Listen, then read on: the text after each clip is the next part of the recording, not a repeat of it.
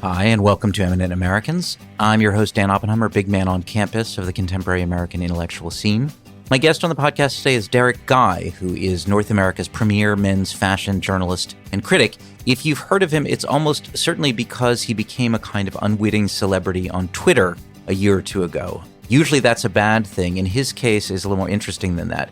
He was just on there doing his men's fashion thing, slowly building his presence. He's written for a lot of magazines, Esquire, GQ, Politico, things like that. And then for some reason that remains mysterious, the algorithm took hold of him and dropped him into literally everyone's feeds. Maybe not literally everyone's feeds, but he was just pervasive on Twitter for a while. It became a kind of joke and a meme. He doesn't know why that happened. He didn't have a backroom deal with Elon Musk, but that helped him ascend to a somewhat new level of notoriety.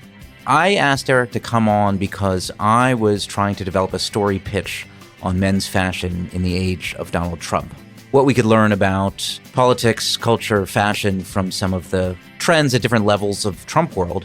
And I reached out to him to see if I could pick his brain for ideas. He said yes. It actually turned out that at the time he was already at work on two different stories for two different publications on different aspects of that very same topic. We talk about that in the conversation. The Bloomberg one is out. I'll link to it in the show notes, and that's on kind of the history and present of macho male fitness influencer fashion, where it came from, what it looks like now. The other one we mentioned was supposed to go in The Nation. They ended up not running it. I've read it. It's great. It hasn't found a home yet, but it should. So if there are any editors out there who are looking for a good piece, you should get in touch with Derek. He's also, since our conversation, gone on to write another one on Trumpist intellectual Michael Anton, who, in addition to being the author of the Flight 93 election, which is a kind of famous piece in the pro-Trump intellectual canon, Anton is also, it turns out, a huge clothes horse. So this is a fun conversation for me, but for you too, I think, if you're anyone, but particularly if you're interested in questions of masculinity, culture, identity, that kind of thing. So before we get to it, just two big items of housekeeping news that I want to share before we get to the episode. So starting this month, I'm going to be doing two new things. One is that I'll plan on releasing episodes on a more regular schedule than I've done on the past. So the plan is for them to come out on the first, third, and fourth Thursday of each month.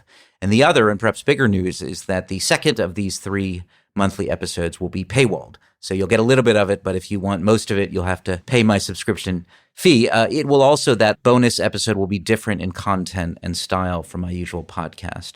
It'll be shorter, and then it'll be much more topical than I usually am. I've tried to, for a variety of reasons, I've tried to stay mostly away from the really topical stuff, but I'm going to venture into that. So I'll talk to my guest or guests about both sort of current politics and news, but then also if there happens to be a kind of juicy literary intellectual controversy or trend story of the moment, then we'll talk about that. I will not be offended if you don't want to pay, if you just want to get the two free episodes a month. But of course, if you do want to pay, I'll be very grateful.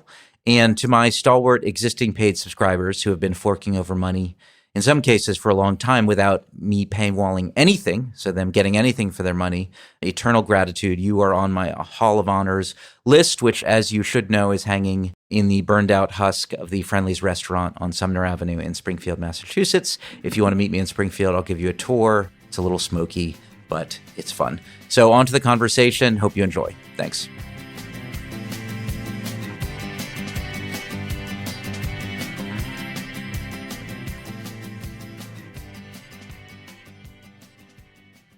Derek Guy, welcome to Eminent Americans. You're hereby anointed an eminent American by the power vested in me by myself. Thanks for being on the podcast. Thank you for having me.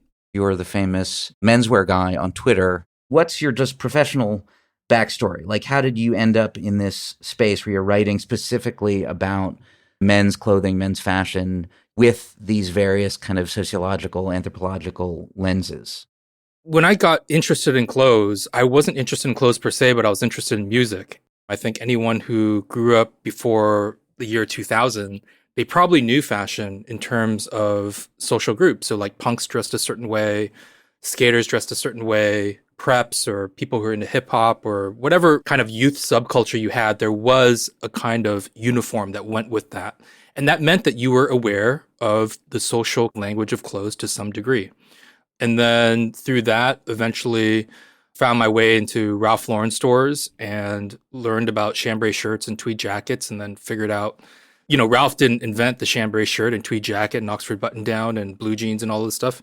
all of these things came from other companies and makers, and they had their own histories. And he kind of put it together and stitched it into this movie that you'd experience as you'd walk through his stores. I think of his stores as kind of like an Epcot center, the cowboy section and the prep section and so on and so forth. And then in the early 2000s, fell into the rabbit hole of menswear blogs and forums. There was A Suitable Wardrobe. There was the Sartorialist, which was huge, starting around like 2007, I think. English Cut, Put This On, which was a blog that I would later write for. Super Future, London Lounge, Ask Andy About Clothes, all of these different forums and blogs. And I fell into that. Started my own blog in 2011. I didn't think anyone would ever see it. I named it Dye Workwear because at the time, dressing like a lumberjack was like really big in cities. And a friend of mine was into workwear. And I like workwear, but I thought he was the only person that would see my blog. So I just, like you had to enter a name. So I took 2 seconds and I just wrote Dye Workwear, like put no thought into it, which has led to like the next 15 years of people constantly asking me what Dye Workwear means. Right. But yeah, I started a blog and then started writing there. And then Jesse Thorne, right around that time, he and his wife had their first child. He had less time on his hands, so he asked me to write for them. And I started writing for Put This On, and that snowballed into writing for other publications. I was listening to a podcast that you were on, I think it was a year or two ago, where you were talking about Bourdieu and taste and distinction and these kind of classical sociological concepts and fairly heavy-duty ones. Where did you come to those? How did you assemble a kind of personal canon? The story behind that's kind of funny because I've been writing about menswear since 2011.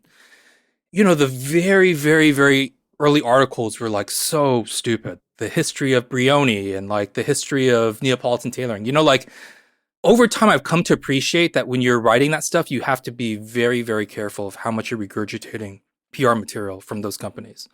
And then a lot of it is what would be described as service writing, like how should a suit fit, how to pair a jacket with a pair of pants, or what constitutes quality shoes. But my interest in clothing spans the gamut. Like I appreciate everything from Rick Owens and Comme des Garçons to Savile Row. But I will admit that my heart is really in a lot of like classic and classic adjacent clothing. So it's classic tailoring, workwear, Americana, Ivy Style, and anything that's just to the side of that. So like Capital is this Japanese brand that riffs on folk clothing and workwear and kind of like hippie gear. I don't think anyone looking at their clothes would describe it as classic, but it riffs on classics. That's really the heart of what I write about. And there's only so many times you can say how a suit should fit. There's only so many times you can say what to look for in a pair of shoes. After a while, you run out of things to say. I had to find new material. So I did a story about the color ochre, which is this like burnt orange color. And I just wrote about World War II and these cliffs in France, which have this color, as a way to talk about the Second World War. I published that and I got a positive response from it. I remember Greg Lelouch, I think that's how you pronounce his name. I apologize to Greg if he's listening. He runs a store called No Man Walks Alone. And he mentioned it on one of his vlogs. He's like, oh yeah, I read this article. Anyone is watching my vlog, they should read it. I really like it. And I was like, oh wow, people like that. And so over time, I started just connecting clothes to other interests of mine, which tends to be like politics, sociology, economics. So it's almost sort of out of necessity because I can only say how to wear gray trousers so many times. What I get excited about is writing about clothes when it's not really about clothes. When my Twitter account first started growing, a Washington Post editor reached out to me and asked if I'd be interested in writing for them. And I said, I would love to. This is such a great opportunity. And I told her, to be honest, even as someone who's really, really interested in clothes and fashion, even high fashion, I don't read that many fashion articles. There are some writers that I follow, but I don't open like fashion newspaper. I don't open newspapers and read the fashion They're section horribly boring. I don't read. I mean, they're so boring. I'm sorry. They just I've tried. They're so boring. I don't mean to be snobbish about it, but I just don't care if like someone got appointed as creative director. I don't care about like the trend. I don't care that this company made whatever number in sales, and I just don't care at all. I would love to read a story about how did people start wearing dedicated pajama sets, and then why did they stop wearing it? What's the social story behind that? What about telling the story of like 1970s hikers and then talk about what they wore and how that eventually influenced our ideas of why do people in Brooklyn wear outdoor gear even if they never go hiking? So at some point, for example, a New York Times editor this Washington Post editor said, I totally agree with that. Even as someone who loves fashion, I wish we had more social coverage. And then another editor, one at the New York Times, reached out to me and also said, would you be interested in writing for us? I was like, wow, amazing opportunity. So I said, well, before I write for you, I want to have a bunch of stories in mind so that I'm not just like pitching you something and then you realize I don't have any ideas left. So I wrote a dozen story ideas for like the next year, once a month. And one, for example, was on the rise and fall of sewing culture in the United States, when people still knew how to sew, like the mending culture. And starts with a story about, I don't know if you'd call them feminists, but they were certainly women who were trying to empower themselves in the late 1800s. And they started teaching sewing classes because they were excluded from other types of jobs. And that led to all these sewing clubs and sewing education. And eventually it got codified in home economics programs, 4-H clubs, so on and so forth. And it went through this whole like social history. And then where we are now, which is like mostly dead. Nobody knows how to sew a button on a shirt anymore. But there are some sewing communities online that are trying to revive it. So there are, for example, like some YouTube tutorials where communities are trying to teach people over the internet how to sew. So I was telling that story and I submitted to her, and completely reasonably, I don't think she was wrong at all. She said, this is not really right for a newspaper. This reads like an academic paper. And I was like, oh, well, yeah, I realized like it's not right. Like, like you have to like connect it to some piece of news. And I've struggled with that often. Those are the things I want to write. In the very, very early days, when I first started getting magazine jobs, I try to keep it honest with like journalism ethics, but you pay me money, I'll write. So in the very beginning, like people were paying me to write about like 5 hot backpacks for the summer. At this point, I'm lucky enough where I don't have to do that because I don't care about the 5 hot backpacks for the summer. But it's been somewhat of a challenge to find homes for those articles, even though, in my opinion, that's how you get people to read clothing articles. Because I don't think many people care that someone was appointed creative director somewhere. So no one cares that this company made $8 billion last year, whatever the number is, I think they would like to read about the history of duffel coats and how that relates to now or something.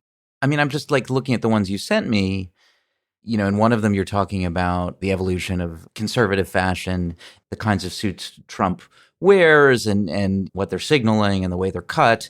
And then at the other end, and this is actually the part of it that fascinates me the most, which is the way that alpha male influencer manosphere fashion is now, in some sense, a kind of evolution from what not that long ago was like metrosexual, gay, male-coded fashion. You have found things that are on trend, but also bring in some of this kind of sociological analysis. It is a shame. I think people are fascinated in it too. It does seem to fall into some sort of no man's land in a sort of journalistic space where if you're in the fashion journalism space, it's more in depth than I think editors think their readers can handle. And if you're in a more kind of serious magazine journalism space, they sometimes think that like fashion stuff is too frivolous or something. Like it does seem like a no man's land, but I agree with you. I think it's totally fascinating. Did you ever read that Janet Malcolm did a piece on Eileen Fisher? Have you ever read that piece? No. It's a profile of her, the head of this like older women's relatively high-end fashion empire. But it does what I think you do really well. It understands the clothes at a very micro level, like where the hemlines are, the way that suits are cut, how wide the lapel is. So it understands all the kind of minutia of the sort of fashion industry stuff, but then it also has this intellectual lens on what the larger sort of political and cultural backstory is.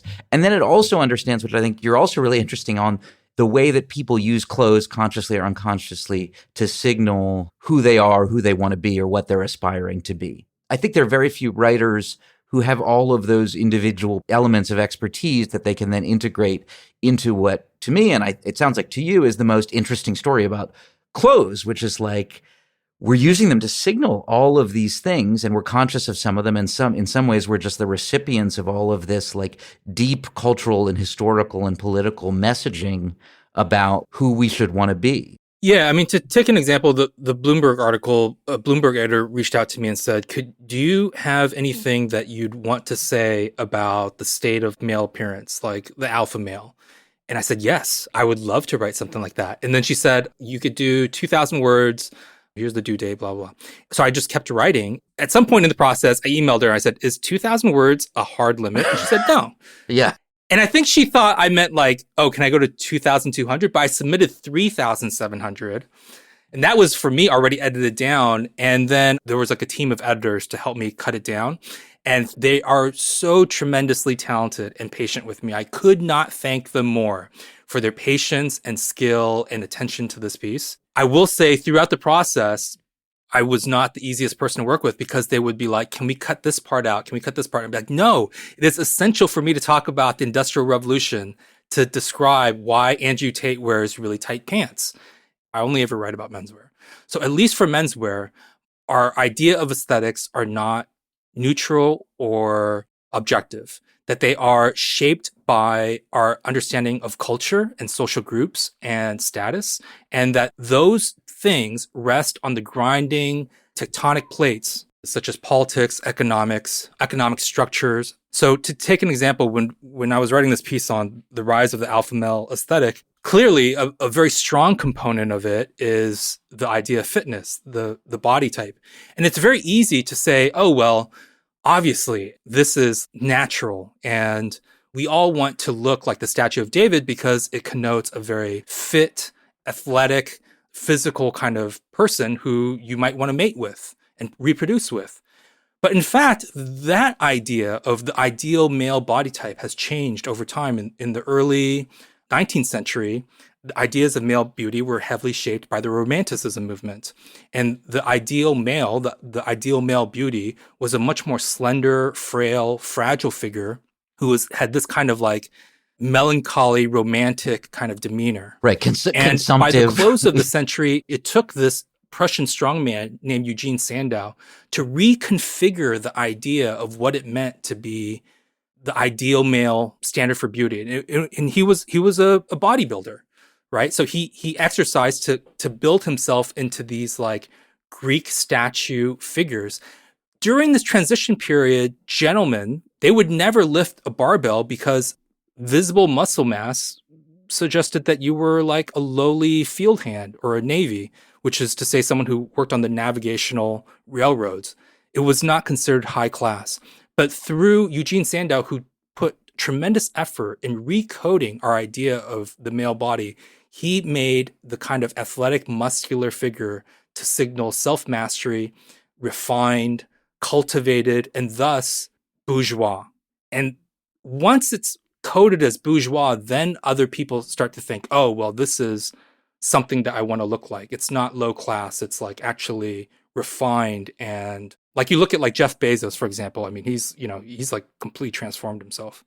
I think those ideas are important to understand that when we see something in male aesthetics today, they are often selectively plucking from certain points in history to communicate something about their own narrative. And so people like Andrew Tate, and there's, all sorts of, Ashton Hall was this guy who recently went viral for his Saratoga face plunge. And there's all sorts of these guys. They all wear really tight clothing because part of the aesthetic is to show off the gains of your muscles. And this is so fascinating because at the, when I first started getting into menswear in the early 2000s, I distinctly remember tight clothes as being coded as effeminate, metrosexual. There was a lot of hand-wringing over whether or not men in tight clothes and applying like serums to their face and doing their hair, whether this signaled a broader decay in Western masculinity. And yet, when you look at Ashton Hall's videos, he starts his day by peeling something off of his lips and his nose and wiping his face with a banana peel. And he's got this like whole skincare routine. And all of that is to connote a kind of discipline and self-mastery that allows him to supposedly have that fit body. And I mean, he has this whole, like, I believe, like life coach optimization program that you can then translate that to earning a lot of money. So this essay goes into how we came to this idea of a certain kind of male figure as aspirational and not low class, And then also the 1970s bodybuilders and the 1980s power suit, the idea of finance, and then early 2000s culture of, the alpha male to me is like a culmination of the last 20 years of online culture wars, which, in the early 2000s, there were all these like online dating coaches of like how to game women through like negging and have sex with as many women as possible. There was all these like dating coaches, and there was the rise of fitness forums and how that intersected with libertarian politics and a certain worldview. And all of that has culminated into a certain kind of male archetype now that is selectively picked from certain flashpoints in history to communicate something now at a time when I think the borders of gender are being challenged. So there is a certain kind of character that's trying to assert a view of masculinity based on selectively plucking from history to say this has always been, even though you are kind of like cherry picking from certain points. It's sort of like when I think of this process, I think of when Breton shirts become popular, they always like say, oh, well, Coco Chanel wore it, Pablo Picasso wore it. But actually, like the Breton shirt comes in and out of fashion. You're just selecting certain points to make it seem timeless.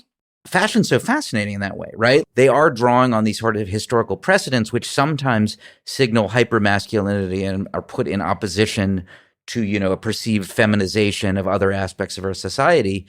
But at the same time, they're sometimes picking things that previously signaled precisely the opposite to those same people, like literally those same people, or like their dads 30 years ago or 40 years ago would have looked at a man dressed that way and thought he looked super gay and like wanted to have nothing to do with it. Yeah, I think every group does that. In the early 2000s, there was a lot of borrowing on heritage styles like the buffalo plaid shirt and raw denim jeans. And they changed the silhouette. And the idea was that this was timeless and masculine. But it was also filtered through culture at the time, which was defined by like indie rock, hipsters, gay communities, so on and so forth. And I think every group kind of borrows from certain ideas and then reworks it to mean something specific for their group, given the cultural discussion at the moment. And now we just see people who are on the more conservative side of that cultural divide borrow it from people that they mocked 20 years ago. But those people also borrowed it from, when you look at the kind of like brawny, mustachioed, tight pants wearing hipster in the early 2000s, a lot of those guys dressed like Burt Reynolds kind of in the 80s, but Burt Reynolds also dressed like the San Francisco Castroids of the 1970s. And those guys were the super gay guys who were borrowing on the tropes of masculinity, of ultra masculinity, wearing their clothes super tight to suggest something about their sexuality. But that look got coded as hyper masculine for a certain segment of the 80s because everyone wanted to be like Burt Reynolds. Right. And he signaled like a very, very straight masculine kind of form of masculinity. I'm fascinated by the golden age of Abercrombie and Fitch and all the complicated gender and sexuality stuff that signaled. I mean, you know what I'm talking about? Like those famous kind of super homoerotic catalogs with these incredibly beautiful Aryan frat boy looking guys frolicking with each other, which was the height of unreflective frat boy bro fashion at one point. They're getting these catalogs, which is signaling to them how to dress like a proper broy frat boy. And at the same time, gay boys are getting these catalogs and like, jerking off to them because it's all these like incredibly homoerotic, beautifully photographed, beautiful boys, right? So and it's not just that like the two things are happening in parallel to each other and separately, but actually it's picking up on the fact that in frat boy bro culture, there are all of these current, whatever you want to call them, homosocial, homoerotic, there are all of these subtexts that are actually there, right? And that part of like the brilliance of certain kinds of fashion is picking up on those, but not bringing them to the level of consciousness where it would be scary to the guys you're trying to get to dress like that. Does that make sense? Like, I think all that stuff is going on in totally fascinating ways. Yeah, I mean, I think the meaning of behavior and aesthetics changes over time, depending on who's wearing it, how it's coded, and the kind of, again, the structures of our politics and economics at the time, and also the cultural discussions. I mean, part of this alpha male figure at the moment, which is like part gym coach, part entrepreneur, part life coach, part culture warrior. This person has rolled the last 20 years of culture wars into one singular kind of figure. But this person exists partly because we have a digital system that rewards this kind of aesthetic and behavior. So that if you fall into this kind of performance, if you do this performance, you will be rewarded through the algorithm. People will both love retweet you and then also hate retweet you, which then increases your views, increases your followers. Some of those followers will convert into buyers, and then that will be a monetary reward. This has a lot to do with how we structure our political discussions, our economic structures, and then the technologies at the moment that allow for this kind of flourishing to exist. In this essay that I wrote about Eugene Sandow, you can't tell the story of Eugene Sandow, that late 1800s bodybuilder, without talking about the fact that right around that time, Kodak was rising. People were able to reproduce the image of Eugene Sandow through all sorts of cultural ephemera like magazines and tin cans and advertisements and all these things. And as well, this was all happening against the backdrop of the Industrial Revolution. So one part that got cut out of this piece is that I discussed Rachel Gross's book, which is Shopping All the Way to the Woods, where she talks about how at the turn of the 20th century, against the backdrop of smog-ridden cities and desk-bound laborers and people working at their desks like clerks and shopkeepers and all these things, that the outdoors became coded as a place to prove your masculinity. So whereas in agricultural society, the outdoors was either a place of unromantic labor or possibly Hobbesian kind of danger where death lurked around every corner, now the outdoors was some place that you could go out and master. And by mastering it, you're demonstrating your virtue as a man. In her book, she talks about the fringe buckskin suit. It's a top and a bottom. Both the top and the bottom are made from buckskin leather, and it's got fringes on the arms and around the chest and whatnot. People probably can close their eyes and imagine a guy holding a rifle and right, it's like Davy Crockett or something like that, right? Cap and all that. She writes about how the buckskin suit, there would be all of these guides on the virtue a buckskin suit confers because it was presumed that you would hunt some animal, kill it, skin it, tan the hide, and then sew it into this beautiful bespoke garment. In fact, most outdoorsmen bought their buckskin suits from Native American women. So they outsourced the labor while still being able to claim the kind of rugged virtue. And she talks about how all of this is basically because there are all of these people sitting at their desk that then felt that they were losing touch with the ideas of authenticity and masculinity. So the outdoors became a place for renewal and to claim that masculinity again. I think of all of this as both happening in the backdrop of how we structure politics and economics, and then the technologies that allow this stuff to flourish, which in this specific case for the alpha male, it happens in the background of our current political discussions on gender, and also is enabled by the way we code the algorithm and have these digital technologies to reward people that do this kind of character, this performance, essentially to say, oh, well, this is like the super masculine guy, so I'm going to follow him and eventually buy the supplements and the life coaching programs, and then I will earn, $10 million and drive a Bugatti. I came to this because I was trying to think of a magazine story to pitch. And one of the tricks, as I'm sure you know, with pitching magazine or newspaper stories is you need a hook, right? It's not enough to have a kind of observation about a trend, right? Like to say, look, this is what, alpha male menswear looks like right now. I mean, that can be maybe like a newspaper story, but if you want a magazine story, you need more than that. You need the person who embodies that in a really distinctive way, or you need the fashion designer who's figured out how to pitch this stuff, or you need the influencer through whom all of the new trends in this particular clothing space are sort of disseminating out to regular guys. And I think one of the tricky things for me is I can sort of see what's happening, or at least I can see what it looks like on Andrew Tate, right? I've noticed there are these men sort of stuffed into, suits like they're sausage casings or something like that. Or you can see those polyester high performance gear shirts that they're wearing or things like that. Or I get the ads for, these compression shirts, which can make you look like you have a waist or something, even if you don't. But I'm having a hard time finding the people who are interesting in this respect, who are interesting in their kind of sartorial choices, because it seems like it's a very generic look. And I think a lot of the most interesting stories in fashion, historically that you read are by finding these specific people, maybe Sandow or something like that, or when the guy who did the Pumping Iron documentary found Arnold Schwarzenegger, and he was the sort of person through whom he was able to tell this really distinctive story about this larger trend. And I'm having a hard time kind of like Andrew Tate's not interesting looking. He's an exemplar of a trend that's interesting, but it doesn't seem like there's anything particularly interesting he's doing other than embodying the kind of median version of that. Am I missing out on the subtleties of that? Like, are there people who has a much more sort of sophisticated eye for the nuances of these things, who are doing really interesting things in that space? Or are they all just converging around this kind of median look that's kind of interesting in a sort of representative way? I think Andrew Tate is actually the more extreme version of this look. I made a joke once on Twitter. This was during the last year's election season. He's made some video about Kamala Harris. And I said, "You dress like Kamala Harris." And I pulled these photos of him and Kamala Harris and the side by, and he really does. He dresses exactly like Kamala Harris. And it's because he has a tendency to wear tight t-shirts underneath tailored jackets, which Kamala Harris does.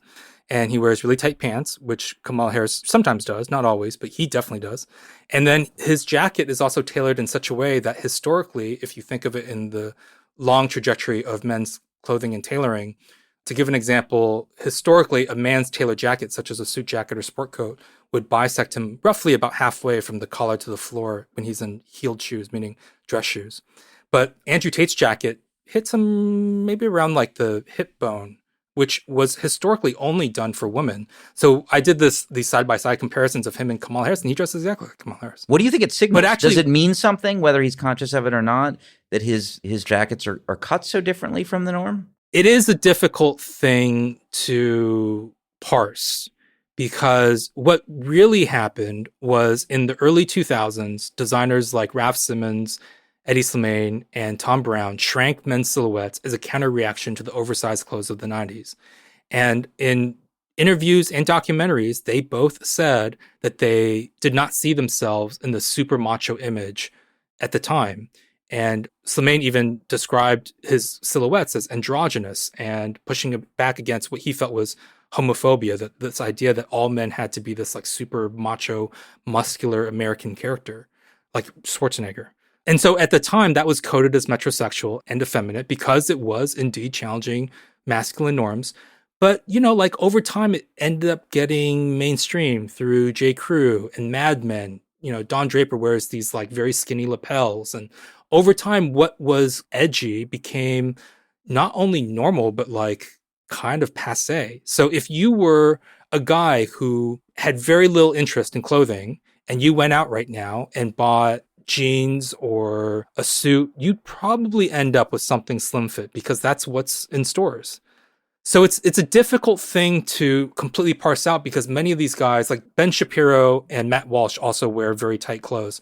Matt Walsh doesn't have like a bodybuilder frame. It's just that connotes effort if you're like a normal middle-class guy. Wearing slim fit connotes effort. Baggy clothing connotes sloppiness.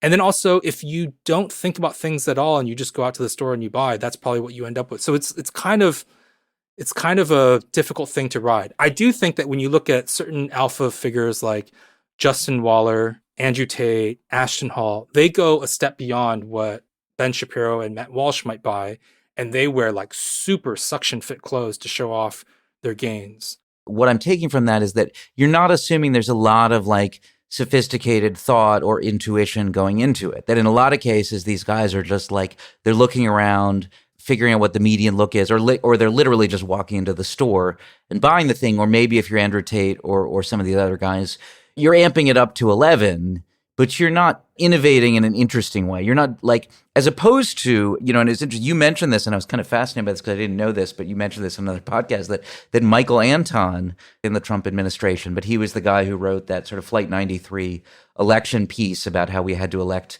Donald Trump because, you know, the plane was headed for, you know, whatever, the Pentagon or the White House or something like that. And we need to, you know, pull out all the stops, including things that would be hijack the plane. Yeah, hijack the plane, but perceived as like undemocratic and illiberal in order to save, because otherwise like the country is going down the tube. So this guy who's known, to the extent he's known in the wider world, for this alpha male energy in a sense. And I'd never seen the guy and I didn't know anything about him, but he's a total dandy, right? Like he He actually has written about fashion. I think he was started a forum that you were participating in, like a fashion menswear. Yeah, we were on the same forum. He didn't start the forum, but he was a major figure on the forum. We've interacted a bunch on the forums. And he wears these incredibly well-tailored, sophisticated Savile Row vibe suits, right? I mean, isn't that his look? He and I share the same tailors and shoemakers.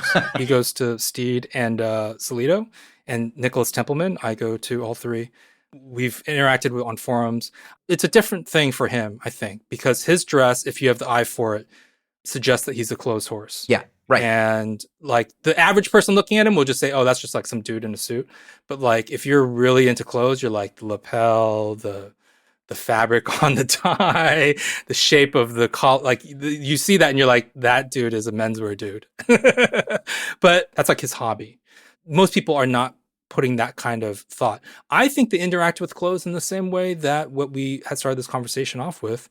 You know, when you were in a youth subculture, you interact with clothes the same way. You look around you, you kind of know how you're supposed to dress in that group.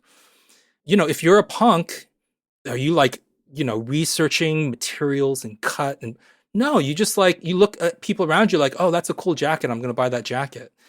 And then you understand if you're a prep and you look at punks, you think, oh, well, no one around me dresses like that. And then I also think that's bad because my social identity causes me to think of that look as sloppy or bad or evil or whatever it is, right? It's like, it's not about the look. It's about the bodies underneath the clothes, that's what you're really reacting to. So I think that's also true if you're in any kind of social circle. If you're a middle-class guy, when you walk around middle-class neighborhoods, there are certain sneakers that you see. And it's because those are like the middle-class sneakers. Those people aren't consciously making a decision, but they are in the back of their mind understanding how to connote the idea of middle-classness. So I think that happens in conservative circles, that happens in liberal circles, that happens if you see yourself as counterculture. I mean, that's one of the oldest cliche observations is that people who are countercultural all dress like they're countercultural. Right. They all conform. Yeah, because that's like their group. There are distinctions, though. Like there are subcultures, like there are, I think, ethnic cultures where there's generally more sophistication in the sort of visual language of dress, right? So on the one hand, you're right, the median punk kid is not putting a lot of thought into it, but I bet in punk subculture, there are the people who are highly attuned to the nuances of it. There's a certain level of comfort with aestheticization and sort of consciousness and awareness of the clothes you're wearing and what it signals, which I think leads to the fact that there are people within those cultures who are sort of highly sophisticated and conscious assemblers of wardrobe, right? And then probably, and then in the industry, there's people who are designing kind of fashion and their brands for that. And then there are less self-conscious cultures, right? Like I'm sure it's true that if you walk around the middle, like the boring sort of white bread middle-class neighborhood, you can pick out things that are the things you're supposed to wear. But I think there are far fewer, particularly men in those cultures who are doing anything interesting, and even more than that, who could tell you anything interesting about what they're doing. Whereas hip-hop culture is like a highly self-conscious, visual, sartorial culture, right? Men in hip-hop culture know what they're wearing. There's a lot more comfort in talking about it, like where you got your shoes or where you got your hoodie or things like that. Like there's different levels of sophistication in different subcultures about what they're doing. And I think one of the things that's both interesting to me, but also difficult to parse about this kind of conservative, particularly middle or lowbrow aesthetic is like, I don't think it's very self-conscious. Whereas like if you're Michael Anton or you're like, there's a conservative kind of Anglophile culture that's pretty self-aware about certain aspects of the way that it dresses, right? And like, who are the tailors you're supposed to go to, or what are the brands? What are your sort of reference points or something like that? Whereas I don't think the dudes who were wearing like I don't even know what they're called, right? Like the form-fitting t-shirts or something, like they wouldn't be able to articulate much about what it is they're signaling or what the sort of history of their sort of sartorial tradition is. I mean, do you agree? You feel free to disagree. I think that's part of what's... I think there are two types of people in these communities. There are three types of people. There are the people who are only vaguely aware of what's going on and they pick up on cues, but they don't like think about it very much, which we've covered. And then the other two types of people that I think you're missing in your characterization is that there's the person who's not very aware, but holds a tremendous amount of social capital. So whatever they wear becomes by default good taste because of the amount of social capital that they wore. In, I think, 1903, George Simmel, the German sociologist, published an essay simply titled On Fashion. And he writes that fashion is essentially a game of imitation where people imitate their social betters. And at the time that he published it, that meant that people copied people like the Duke of Windsor or somebody from nobility. There's another book, a photographer once, I think around the 1960s, went around and photographed a bunch of British dukes. And some of them were kind of like whatever dress, but the great majority of them looked really, really good. And I don't think those people put much thought into how they dressed. They just simply dressed the way that they believed was right for their life. And we then assign the idea of good taste because those people hold tremendous social capital by virtue of their position and wealth. But there are dukes and people with tremendous social capital in almost every circle. And that's essentially, to some degree, how slang gets invented, right? Like sometimes somebody with tremendous social capital, there's a skit that I sometimes refer to online when I talk about this. There's a Key and Peele sketch. These guys are playing pool, and one of them tries to come up with a phrase, pussy on the chain wax, and he throws it into a conversation. And then one of the guys in the game calls him out. He says, "You're trying to like make that a thing, aren't you?" And they're all playing it off like, no, this is like an actual phrase. And then the guy looks it up online and says, no, that's not a phrase. And it demonstrates that the only way you can kind of make slang is not if you're just this random guy playing pool, but if you're like Rihanna or you're like A$AP Rocky. Like A$AP Rocky, if he wanted to, absolutely could mainstream a word. He could say gobbledygook means this and then put in a bunch of songs. And all of a sudden, I guarantee you everyone will start saying it because he holds tremendous capital, social capital. And then there are the people who don't have social capital, but have more social awareness. And they've dissected the habits and preferences of people with social capital. And they then break them down into certain ideas. And this is partly why when people say, have you ever, like this is like a very cliche kind of observation, but if you notice like musicians and artists and people in like the creative class always quote unquote dress cool. And it's not because they have some, innate taste. It's just because those people hold cultural capital. If you are showing art in a gallery, you probably are considered kind of cool, and therefore your dress is then considered cool. And then someone like me will look at it and say, okay, well, like here's the boundaries of that look, and here's how to communicate, here's how to speak it, here's how to talk like that person. There are the grammarians, if you will.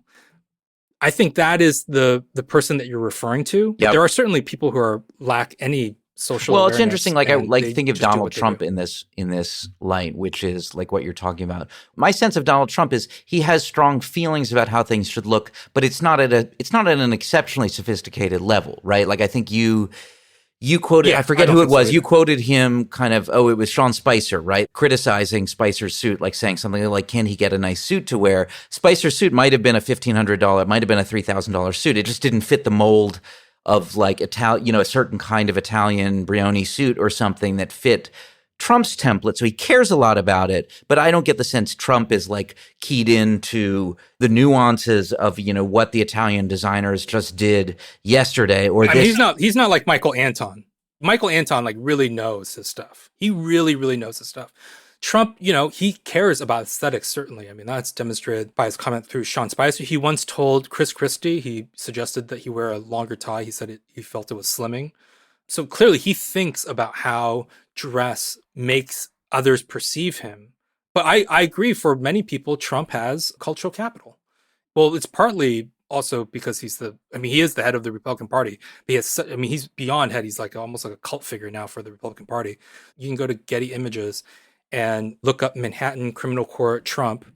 You'll find photos of when he had to show up for his felony counts at the Manhattan Criminal Court. And you look at his supporters, they all showed up in not gray suits, but navy suits, padded suits, white shirts, and bright red ties. I mean, they dressed like Trump. It's partly because I think it is like a political move to say that I support my president, but also because I think for many people, Trump does hold cultural capital. The funky kind of like YMCA dance that he does that people imitate, there are people that like him, and therefore they imitate him. Do you think that the conservative fashions, or at least the contemporary ones, like, do they percolate into, into the high fashion industry in one. It may be too soon after this kind of iteration of the Trump presidency to see it. The current run of conservative fashion, no. A lot of conservative fashion right now is like business casual and then also very slim fit, which is not where fashion is heading. Fashion is heading towards very kind of loose silhouettes because we've had 20 years of slim fit, and fashion just loves being contrarian. Also, they cannot, like high designers cannot make money off slim clothes if J. Crew and Old Navy are offering them. So they have to offer something contrarian.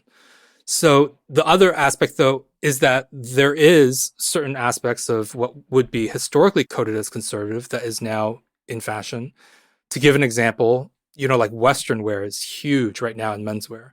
And 20 years ago, when you look at those old South Park episodes of like, they took our jobs, those guys are wearing Western shirts, bootcut pants, trucker hats, cowboy boots. That is like super hot in menswear. I mean, there's like expensive trucker caps from the Japanese brand Capital. There are billions of companies doing expensive version of Western denim shirts. Cowboy boots and bootcut pants are back. That's kind of, to me, one of the weird things at the moment in our political aesthetics is that the person who is like super Bernie Sanders, sometimes a Biden voter now, dresses like a Bush voter in the early 2000s. And the person that's super Trump now dresses like the carefree, urbanite hipster of the early 2000s. It's completely flipped. And, it's because that kind of like worker outfit, cowboy outfit means something different to the Bernie voter now than it did. Like, they don't think of it as conservative. They just think of it as like gritty working class. And it just demonstrates that like our understanding of aesthetics changes over time. It's funny how unconscious people can be of these things. So when I was trying to find a story to pitch, I had this idea. I was watching the show SEAL Team. You know how CBS has cornered the market on these kind of vaguely right-coded TV dramas where it's just like they're usually centered around some slightly retro. It's usually a white guy who's very masculine, and maybe he's solving crimes or he's a firefighter or special ops. So I was watching SEAL Team and I was looking at how the guys dressed when they were out of uniform. And it was whatever. It was like skinny jeans and like tight shirts or something like that. And I was like, I wonder if I could get in touch with the costume designer for SEAL Team. She would know where they got their cues from. Like, how did they know that that's how they're supposed to dress these special ops guys? Yeah. I managed to get in touch with her. And she was like, I don't say this to criticize her. Like, she didn't have any deep insight into it. It was just like, well, we talk about it. What would they dress like? The actors have some ideas. And I think what I deduce from it is like, they're swimming in the same water. They just kind of know. There was no high level 30,000 feet analysis of how to dress these guys to perfectly appeal to the sort of middle American, somewhat right wing demographic that you kind of intuit these shows are aimed at, but they hadn't like analyzed it in some super duper academic way. They just kind of knew that that's how they're supposed to dress. I mean, I did an article for the New York Times when the Frasier reboot happened. And I watched some episodes, and Frasier, when you look at early episodes of him, dressed very, very different. And Frasier is basically a striver, right? He's a guy that wants everyone to know that he is close to the ruling class. So when you see very early, in the 1980s, he wore these kind of like Armani suits or these like trad coated ties, and, he wore like a tweed jacket and whipcord trousers and tassel loafers. And in the 1990s, it morphed a little bit, but it was still this idea of old money. When you look at Frasier's outfits in the new reboot, he wears leather backpacks, dress sneakers. He wears slightly trimmer jeans. He wears a Patagonia or like a fleece vest. Like, I don't know if it was exactly Patagonia, but it was in that kind of style. As someone who's into clothes, I don't like the look. I think George Plimpton dressed cooler in my view. But I wrote a story about how this demonstrates how the centers of power have changed. So in the 1980s, demonstrating cultural capital, political power, economic wealth might be signaled through being able to talk about art and literature to George Plimpton at a Paris Review party in New York. Whereas now, you might be in a fleece vest and dress sneakers, and you might be talking to Elon Musk or Mark Zuckerberg about surfing or crypto or whatever. those are two completely different groups. One is very old money, like my grandfather stepped off the Mayflower. And then the new one is, it doesn't come from the same social group. So I interviewed the costume designer behind that, and they had the same thing. I said, well, what made you come to these choices? And it's not because they went through this whole like sociological breakdown. They all kind of knew that's how like powerful rich people dress now. So that's what they had him dress like. I think it's the same thing as we all swim in the same water. It puts more weight on us as kind of the analysts of it to sort of parse them. Because, of course, the fact that they're not conscious of it doesn't mean it's there, right? It just means that it's so embedded in the water they're swimming in that it's not visible to them. People like you have to kind of step back and look at it and then say, okay, this is where they're getting these ideas from. This is where these ideas came from in the first place. Which is totally fascinating. It's just harder. It's harder to figure out. You have to do more work. You have to think harder. And I think it's why kind of the type of analysis you do is so rare on the ground, because it's hard to do. You have to be drawing on a lot of different kind of intellectual traditions, and journalistic traditions in order to see what's there clearly enough. And I think particularly, I'm sure there's a lot more people doing it in the women's wear fashion, but particularly in the men's wear space, we're just not as used to talking about this stuff. Talking about what men wear with the same level of sophistication and analysis that we have talked about what women wear. Who do you read, or where do you read in order to kind of keep, like, are there people who are writing about this stuff, about men's fashion, men's clothing in particular, that are just, the most interesting to you? Are there still forums where you're kind of mixing it up, or at least observing quietly to kind of see where the action is? I don't visit forums very much anymore. There are certain people I read. I read Rachel Taschen, who's now at the Washington Post. She's fantastic. She does this newsletter called Opulent Tips, and I don't know how she churns out so much great stuff every week. Makes me feel bad. Avery Trufelman, I mean, the first time I heard her Articles of Interest podcast, I still think it's the smartest piece of online fashion media I've come across. That's at least in my field of like menswear, the smartest piece of fashion media that I've come across in 20 years.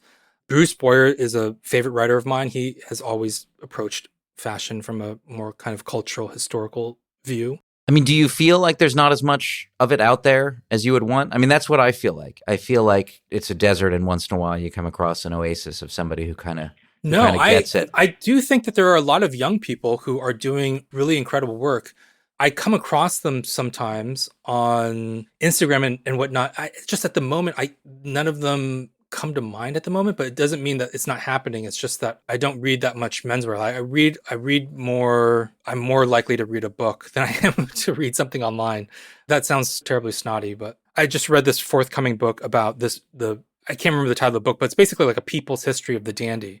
So like historically, all these views of the dandy talk about like Oscar Wilde and, Beau Brummel, and they talk about these like aristocratic figures who are like posing and whatnot. And this person recently came out with a brilliant book that's basically taking a kind of like more everyday man, working class view of the last 2 centuries of dandies, of like everyday dandies. And I find that incredibly interesting.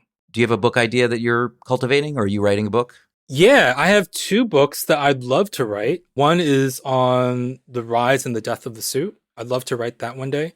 And then one that's just basically social histories around different aesthetics, and then how to put together the look. Because sometimes people reach out to me and they say, I don't know how I'm supposed to dress and whatnot. I don't think that there is an easy way to answer that. So I would prefer to give a book that says, well, here's some cool stories about the outdoor aesthetic and the punk aesthetic and all of these different aesthetics, and then you kind of figure out what resonates with you and how to put together a certain look, even if it may not be, you don't have to like come out of your home looking like a 1940s noir detective, but you can borrow certain ideas of why that tailored look was good and then translate it into a modern context if you like classic tailoring. Maybe last question. I mean, how do you characterize your own style? What do you imagine it's signaling to the world about you? I wear tailored clothing about half the week, so like suits and sport coats, and then the other half of the week I wear workwear. Like I have a vintage Lee trucker jacket that I rely on a lot. I once asked a friend of mine, he's a watch collector, and I asked him for a recommendation for a watch. And he said, have you thought of the Rolex Explorer, the 1016? And he said, that's like an intellectual watch. And I think when he said that, it made me realize that even though I aspire to look like a rugged dude wearing a trucker jacket or whatever, I am still basically a nerd. And everyone recognizes that I'm a nerd. I do think it's fine to wear clothes to either express different facets of your personality or even express an aspiration for certain personalities. I think you can be a nerdy guy and wear leather jackets and trucker jackets and try to cosplay a tough dude. But at the end of the day, you are who you are. And the reality is that I'm not a rugged dude. So I am like a very desk bound, reading books, typing away kind of nerd. And I think that's clear to everyone. And I think I'm fine with that. I'm a nerdy guy who likes clothes, and anyone who looks at me and spends even 5 minutes talking to me will probably figure that out. Derek, I really appreciate it. It's fascinating. It's just a pleasure for me because this is stuff I've been interested in for a long time, and it's hard to find other people to talk to about it who kind of are interested in it the same way I am. So I really appreciate it. Write the books. We need them out there in the world. Thank you. I appreciate it. This has been another episode of Eminent Americans. Big thanks to my editor, producer extraordinaire, Robert Scaramuccia. Big thanks as well to Alec Ownsworth of Clap Your Hands, Say Yeah for letting us use his music for our intro and outro. If you liked what you heard, and I imagine you did, if you've made it this deep into the episode, then please rate us on whatever the relevant podcasting platform is. And if you have any questions or comments, email me at djops@gmail.com. That's djopps@gmail.com. I promise to respond at least until the faraway and probably mythical day when I have such a vast audience that I can't in good conscience respond to all the emails while still upholding my responsibility to my loved ones. Have a great day.